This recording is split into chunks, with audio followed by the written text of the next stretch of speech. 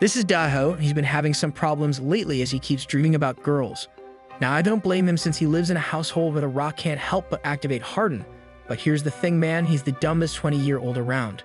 Long story short, he lives with an older sister that looks like an expert at banana tree seed extraction, but they aren't blood-related as this family took him in. Anyways, the older sister is named Mia, but she looks like a prime member candidate to have some weird sussy feelings for our boy. Apparently, the two are very close to each other, so she follows him around to go get breakfast, only to get greeted by the sight of a big whopper from the mother of the house. Now, the crazy thing is that the mom married a bro straight looking like a 4 out of 10, but that's the usual in all anime, as there is always a goddess ending up with some dude looking like a super nerd combined with my precious from Lord of the Rings. Regardless, I have a weird feeling about the mom, but we learn that her name is Yune, and she's actually super nice and friendly to our boy. But she do be looking like half her age, cause Asian dunt raisin. Yume is also the sole reason why both his sisters got some crazy proportions in relation to their rice cakes and pumpkins, because they all packing on purpose like my boy John Morant. Nevertheless, Yume asks Daho to go check up on his other sister, named Suwa, as it's time for breakfast and school will start soon. And like a good boy, Daho instantly runs to go get the missing link without any hesitation, while both girls are left behind in awe of his energy. Nonetheless, our boy quickly makes it up a flight of stairs and calls for Suwa to come out, but he hears no response, so he starts knocking on her door. Eventually, he decides to open the door like a true Chad without her permission, only to find Suwa still fast asleep, but for some reason, she has an invisibility potion equipped on some of her armor. As such, our boy swiftly looks away and acts like he saw literally nothing, so he begins to cough to try and get her attention as breakfast is ready to get devoured. However, she declines by saying she isn't hungry, so she turns around and covers up whilst telling Daho to never barge into her room just like that again. We then discover that Daho has an absolute hard time with Suwa all the time, so his relationship is the exact opposite compared to Mia. Regardless, our boy comes back down and tells the goddess mommy that Suwa ain't feeling breakfast today, causing the mom to get a little bit worried for her, probably because she's worried that Suwa caught the morning sickness bug. Luckily, the old man interrupts her and tells her not to worry, since he's looking a bit frustrated as he wants to eat his double quarter pounder with cheese fish fillet already. With the old man now laying down the law as it's time for him to gain a couple more pounds, everyone sits down to eat, but Mia looking a little sus by putting her hair behind her ears right beside Daho. Shortly after eating, Daho meets up with his friend named Gobon, but bro is looking like he's a side character from Goblin Slayer, so we all know things are actually about to get real. After Gobon looks around to make sure no one is nearby to hear him, he slowly leans forward and whispers by asking if our boy has ever seen a girl's sacred undies. Now, ganked by his supreme sussy beka question, Daho replies by asking why would he ever ask such a thing. So Gobon pipes up and tells our boy that he has sisters too, so clearly he must have seen some legendary fishnets before. But then, right before Daho could muster up an answer to his entrance exam question, Gobon leans forward again with a massive smirk, whilst telling our boy that he has something nice to show him today. Mere seconds later, the dude actually whipped out a blue pair of you-know-what, happily revealing the secret that he stole it from his own sister, causing our boy to be absolutely dumbfounded that his friend is such a sussy baka. Suddenly, the turntables turn as Daho starts to get flustered as well, so he starts to join the Supreme Sussy Gang as Gobon allows him to feel the legendary treasure. In the end, it's revealed that Gobon is actually such a nice guy, even though he's really weird, since he ends up giving away his sister's prize belonging to his own friend, and Daho even accepts it because Gobon claims it's a gift for always being nice to him. You know what, this dude is actually an amazing friend, because if you think about it, no one has ever handed me their sister's prized belongings. Now fast forward back home where we find Daho laying on his bed, unable to sleep since the sussy within him has been awakened due to the very nice guy named Gobon. Uncharacteristically for our boy, he ends up getting up in the middle of the night and proceeds to walk to his nearby drawers, where he starts looking for something mysterious. Upon closer look, it's revealed that all this time he was searching for Gobon's sister's dragon plate skirt, so he whips it out after finding it and starts looking at it as if it was a gift from an angel. This causes his heart to start beating faster than ever before, as it looks like it's getting corrupted by the presence of mythical undie for the first time ever, so it hints to us that this dude's experience only goes as far as dating sim games. Regardless, he ends up feeling thirsty out of nowhere, so Daho decides to go to the kitchen and grab some water with his nice guy reward still in his hand. Shortly after making it to the kitchen, he begins to smash down glass of water after glass of water, but then he hears a random sound echo from the hallway. Initially, he thought he was just a little bit sleepy, but the weird sound kept persisting through the walls, so he knows he isn't going crazy. Eventually, using his mega brain, he's actually able to pinpoint the sound coming from the mom's room, so he decides to go check on her just in case something bad might be happening. As our boy ventured closer to the epicenter of what sounds like some repeated banging against a wall, Daho transforms into a ninja by going on his tiptoes and hugging the wall behind him. But he notices the door is open. With his curiosity still getting the better of him, he continues on forward by crawling as close as he could to slowly peek in, and success. He makes it without anyone noticing. However, our boy is now able to see clear as day to what's happening, where it's revealed that Mr. and Mrs. Shah are busy doing some rice cake smashing while everyone else is asleep. But then, the first thing out of Daho's mouth is, "What the heck is that?" Apparently, Bro is somehow 20 years old and he still has no idea what doing the Skrillex Bangarang means, as he's too innocent, and his mental capacity is not up to par compared to his peers like Chad Gobon. Anyways, our boy continues to watch while looking on astonished, as he's never seen such a thing in real life or on the internet, but the dad continues his siege into the walls of Yune. 30 minutes then pass while they still have no idea Daho is watching everything unfold, but it dawns on our boy that his heartbeat is beating so fast he thinks it might actually explode, but he doesn't move or do anything, as he's busy staring. Eventually, our boy's eyes start to look like his soul has been taken over as he watched Mr. Che use his battering ram to relentlessly destroy the front gates of Yune. At the same time, he starts feeling something weird around his banana tree, so breaks his gaze only to find something is making his plantation glow blue like the sky. After further investigation, he wonders why his Happy Meal has transformed into a full adult meal, as he's never seen it transform before, but he decides it's just a normal thing and continues on watching like it's a K-drama. Unfortunately, his heartbeat was too much for him to handle, so our boy decides to leave and head back to his room, realizing he shouldn't be staring at all. Now the crazy part is our bro didn't get caught after an hour, so you know it was some intense rice cake destroying going on. Anyways, after jumping on the bed, absolutely bewildered, our boy starts to scratch his head, wondering what kind of game they were playing, since it looked kind of fun. Eventually, he's able to piece things together and starts wondering if that's what the bad kids in school talk about all the time, so at least he's heard of rice cake smashing before. Regardless, he decides there's no point in wondering right now, since he can just ask the two lovebirds in the morning, so our boy finally goes to sleep. However, upon waking up in the morning and after dreaming about girls again, Daho discovers a massive bulge of the Titanic protruding from his ship. After taking a closing look inside his ship called the Virgin Shiplines, he learns that he accidentally exploded again, so he needs to hurry up and get to the laundry basket before anyone sees him. Now imagine being a 20-year-old and still not doing your own laundry, since that's basically our boy Daho. But then again, I shouldn't expect much, as this dude doesn't even know what rice cake smashing is. Elsewhere, Mia gangs her own mom after coming down the stairs, where she claims she could not help herself but smack and shake the fresh buns of her own mom, but that's pretty normal. Mere seconds later, Daho appears already looking flustered and out of his usual self. But the first thing he asks is, "Where's the big daddy?" He then finds out that the dad is missing, as he left early for a business trip, so lucky for our boy, it won't be that awkward with only Yune around. After breakfast, Daho decides not to go through with his plan of asking Yune what they were doing last night, but instead, Yune finds out what happened to our boy while he was sleeping. She even goes as far as using her primal instincts to make sure what she's smelling and seeing is correct, and indeed they were. It is confirmed as Daho's special water. As such, Yune washes up all the laundry, but it dawns on her that she needs to teach Daho how to become a true man, as no one got to tell him what to do since he's an orphan. Originally, Yune was planning to get a friend to teach him, but since his only friend is Gobon, she decides she will instead go next. Speaking of Gobon, Bro is such a savage, as he asks our boy if he needs a new pretty pair, since he tells Daho he can get him a new pair anytime he wants, as he always steals them. However, Daho continues on the topic and randomly asks if Gobong knows what rice cake smashing is, causing Gobong to get absolutely flustered to the point he actually yells out the sussy word out loud. Unfortunately, Gobong is also aloof to this type of Chad gameplay, so the only thing he says is that's what the bad kids do. But since they aren't bad kids at all, Gobong tells him they shouldn't ever do such a thing.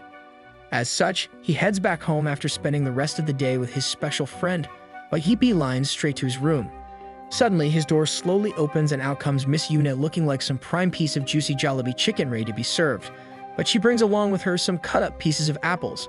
With the dad not home, she quickly closes the door behind her and tells our boy that it's time for them to have a chat together. So she goes and sits down on his bed beside him. With the atmosphere filled with awkwardness, Yune decides to make it even more awkward, as the first thing she asks Daho is if Bro has ever exploded his own banana tree before. Now, Yune questioning her stepson's sussy things isn't what caught me off guard. Instead, it's the fact that Daho blindsides me by claiming he has no idea what blowing up your machine is.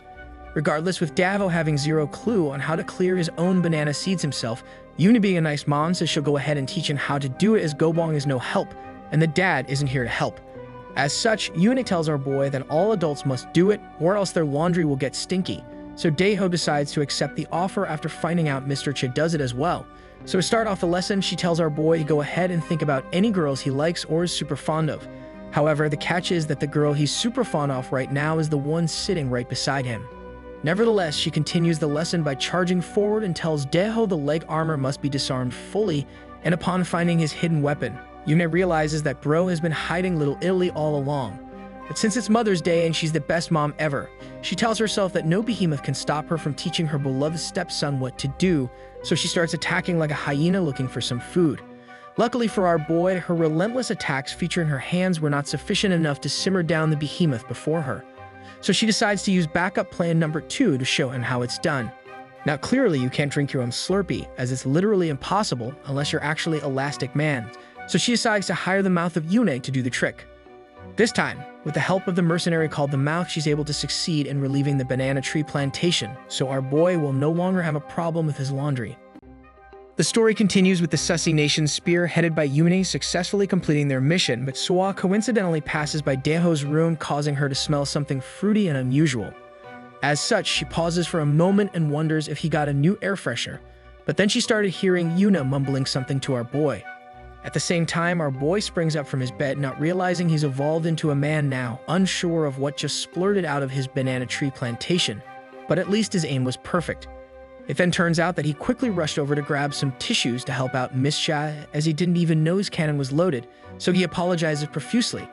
Clearly, it wasn't our boy's fault though, as this 20-year-old Chad still has no idea what happened, but Yone simply smiles and informs him that he did very well in their exercise. She then says the words some of you have been waiting all your life for by saying she's proud of him, causing our boy to be utterly shocked or relieved at the same time, as he didn't want to sour soup their relationship. Regardless, a blushing sussy Yuna cuts to the chase and alerts our boy that they have finally blew his machine for the first time ever in his life. So to make sure he never has a problem with his laundry again, he needs to do it regularly by himself now. Upon hearing that he has to do the very family-friendly activity by himself now, he gets sad, but he gets consoled by Yume, where she attempts to hype himself up. She also continues by telling him that he needs to keep it a secret and to not tell anyone if he's a good boy, and if he can successfully activate shush mode, then she will buy him any Valorant or Roblox skin of his wishes. Upon hearing that Yune wants to buy any skin of his dreams, he instantly accepts the offer as he wants to look cool for his online friends. In the end, Miss Cha thanks Daho for the lovely evening and proceeds to exit the room, since she's officially entered the same realm as the sussy mommy who's helped out his son with no arms on Reddit. After leaving his room, Swa is nowhere to be found, so she continues heading down to her room with her head held down as she can't fathom how Daho is so innocent at his age, and there's the fact that bro barely got any friends. Nonetheless, Miss Che gets ready for bed, but her large hoppers inside the dump truck can be heard squeaking from a mile away, unable to believe Daho was hiding the largest chalupa supreme she's ever seen.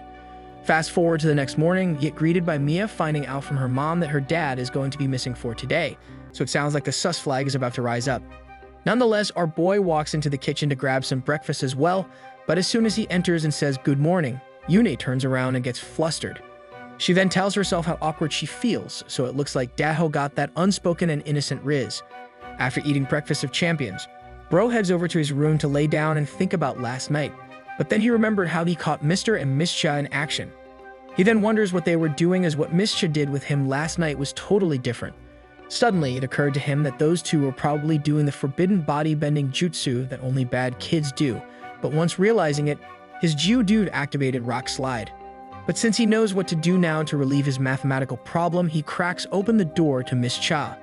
Upon entering her room with no Mr. Cha around, Daho starts trembling and informs her that he doesn't know what to do, as he tried to activate his rocket ship for 1 second to no avail. Luckily for him though, Yune orders him to lay down and tells him that it's okay, as the best parent is ready to solve his problems for him, so calls upon her Slurpee powers. And within mere seconds, the third leg, the banana tree plantation of Daho, gets ravaged by Yune's specialized skills, as she's a veteran in this field with more than 69 years of experience. However, it's revealed that Daho is somehow some kind of gifted monster, as bro held his own throughout the entire ordeal. So Yune stops and realizes she needs to level up. As such, she activates her invisible top powers and shows off her fresh glazed donuts, causing our boy to be totally confused, but he likes what he's seeing. The sussy turntables then turn even more as Chef Yuna questions Daeho about her fresh glazed donuts from Krispy Kreme, asking him if he would like to feel the texture fresh out of the oven. Initially, Bro hesitates as he can't believe his luck this week. First he fixed his laundry issue, then he got free skins, and now he gets his first ever experience with chocolate pillows. So of course he takes upon the new offer and proceeds to gank the mountains in front of him, but Yune is having second thoughts. Clearly actions speak louder than words as Yune allows everything to head to the next level up, and she allows our boy to continue on with his turn, acting as if everything is totally normal in this household. Of course, Daeho is now too busy attempting to play Legos all night long as he kept tinkering with the available playground in front of him as if he's hit the jackpot. Eventually, Yune orders him to lay down to avoid cover fire, and so he does so, but Mischa levels up the playing field by pulling him close and tugging upon his rope. Furthermore, as she plays tug-of-war with him, Yuna pulls out a secret move by staring directly into his soul like she's some kind of demon queen from those reincarnated anime. Regardless, her flawless plan comes to fruition as Daeho could not hold back his horse from charging forward to the finish line. So he ends up showering his target with nutritious whey protein. With the intense and close race now finished, Daeho heads back to sleep as everything is now complete on his end, but Mischief takes a moment to clean up the battle arena and thinks to herself that it all should be fine now. However, just as she was about to get ready to go to sleep again, Daeho comes barging back into her room, totally exhausted and out of breath. It then turns out that the reason why he rushed over here again is because he can't sleep due to a second cameo of The Rock bothering him, as he's back like Batman as he needs Robin's assistance to complete his new mission. Of course, like a true loving and good-natured Robin, she can't refuse anyone in her household needing help, so she quickly goes to work as it hurts her soul whenever someone is hurting inside. This time, however, no matter how hard Yune tries to explode the volcano, Bro's colossal titan refuses to cool down or be defeated, so she whispers to him and asks if there's anything else he would like to try. Upon hearing her very nice and suggestive question, his face lights up instantly as he can't believe what he's hearing, as Bro is now entering no man's land. Unfortunately, just as I thought things were about to exceed Daeho's expectations, this boy lets us all down by claiming that he just wants to taste the top of the mountain using his brand new powerful licky tongue he caught in the wild. As such, Bro relentlessly tasted all types of candy from Yune, causing some very loud and weird sounds to emanate from the bottom floor of their house. Luckily for these two though, Mia is still fast asleep at the top floor with no care in the world as she's a deep sleeper like me. Eventually, things escalate like the district principal showing up in your hallway as Yuna has had enough with Bro trying to get some milk. Instead, she allows his banana tree to rest alongside her front gates. However, Yune is having second thoughts again as she knows she's entered the pervy sage land of no return. But again, she says nothing and allows everything to unfold before her. Eventually though, right before she thought she was about to lose it all, a warm, steady stream of fruity juice randomly said hello to her from behind. So now she gets saved by the bell as Daeho has finally finished his couch to 5K marathon. So she rolls over and tells him to keep it a secret, to which he happily obliges. Fast forward the next morning, we find Yuna hanging up some clothes to dry, but she looks like she has a lot on her mind, all thanks to the behemoth she had been nurturing the past week. Afterwards, Yuni spends the entire day cleaning up the house until everyone was back from their school day, where Mia was nice enough to cook them dinner. Miss Cha then heads over to her designated seat in the dining room, but as she sits down, she sighs and thinks about how much more her back hurts than usual. Of course, she wasn't busy carrying her trash teammates during ranked. Instead, she was the one getting carried without Mr. Cha around. Regardless, after hearing that Mr. Cha is still going to be missing until tomorrow, both Yune and our boy make awkward eye contact where they instantly looked away. So now the seed is set for another attack from the Sussy Nation this evening, where even Yune is unable to sleep due to her very questionable actions the past few days. But then, just as she was busy thinking about how she hoped Daeho was sleeping well tonight, fate decided to intervene as her door slowly opened with a mysterious man slowly creeping in. Luckily though, this wasn't a scary movie, so the mysterious person behind the door was obviously none other than our boy, looking like he again has a serious math problem to be solved. So now we all know what's going to happen, as this has been on repeat multiple times the past few days, but tonight seems like something feels different about the air. Hours then pass by as it's now 4 o'clock in the morning. But there's a problem. Daeho still has not gone back to his room. And just as I suspected, things escalated to the point where Daeho began playing Osu on max difficulty from down under the sea, but I thought Bro was super innocent. Nevertheless, his expert Osu skills led to the first defeat of the dragon in front of him, as our boy was able to vanquish his opponent with his brand new tactics. Fast forward to the next morning, it's revealed that Mr. Cha has finally arrived home and he's brought a lot of gifts with him for everyone in the family. Upon smelling the scent of chocolates within the house, Mia appears out of nowhere like a ninja and snatches a box of chocolates before heading back straight into her room. Daho then shows up to the living room, but he's not his usual self as he completely ignores both Mr. and Miss Cha, causing Mr. Cha to get worried for him. Regardless, Bro says nothing, so he decides to head back up to his room where Mia is coincidentally walking through the shared hallway at the same time, looking like she had the fastest shower of all time without using any water. Nonetheless, Daho catches Mia right before she disappears into her room, but he just stares at her and says nothing. Eventually, Bro slices the silence away from the air by opening up his mouth to finally speak, where she calls upon Mia. Our boy then gets flustered and looks down before asking Mia if she could help him out with something as he's having a tremendous hard time ever since Mr. Cha arrived home. Luckily for him though, Mia has some time to kill right now, so before Daho could finish explaining his math problem, she orders him to go inside her room to talk more about it. And so he follows Mia into her room, where she tells him to sit as she browses King anime recaps on YouTube whilst waiting for Daho to spill the beans. Eventually, Daho drops the bomb by straight up asking Mia if she could help his machine be unclogged, causing her to be absolutely dumbfounded as she just can't believe her ears. Elsewhere, down in the kitchen whilst Daho activates his sussy jutsu in Mia's room, we find Yume looking a little bit sad and worried knowing that her boy would never visit her at night anymore with Mr. Cha back. She then tries her best to stop thinking about her sussy actions with him, so to busy her mind with other things, she disappointedly tends to her husband with some fresh honey tea. Anyways, back to the real action upstairs, Mia blushes after hearing Daho's request, but she thinks it's just a prank bro, so she shrugs it off and plays it cool. However, Daho is actually super sincere with his request, so he starts explaining to her in extreme detail about his problems, and right now, he's stuck in a hard spot. Surprisingly though, the sussy turntables turn as Mia agrees to his request of our boy wanting Mia to lay down, because that's all he needs right now. As such, the new arc begins as Daho springs into actions all thanks to Mia accepting his wild request, due to her being the best sister ever.